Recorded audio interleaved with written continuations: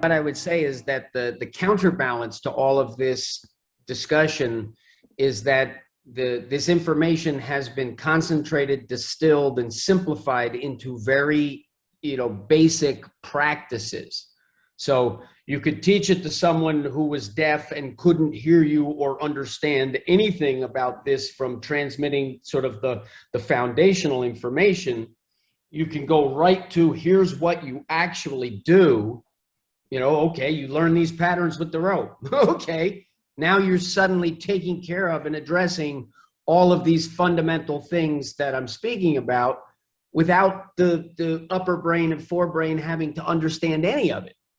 Because what you're doing is you're using the sensory motor cortices to create this distillation of patterns down to the cerebellum and the basal ganglion and the stuff that is, the lizard brain beneath it, so that you're patterning sort of you're directing your reflexive responses to be most appropriate to gravity and the ground.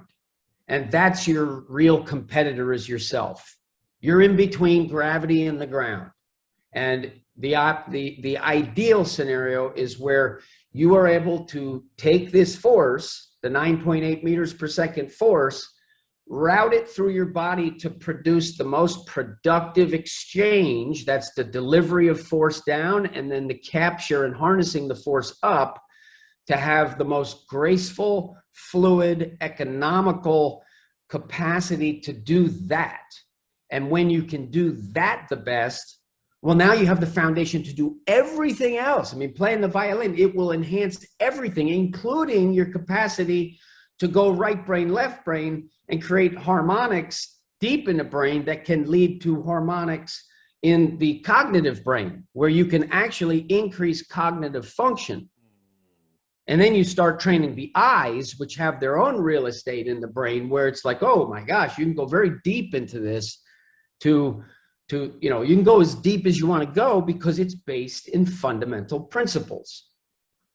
And it routes back to sort of a Taoist philosophy of yin and yang. These are the fundamental opposites.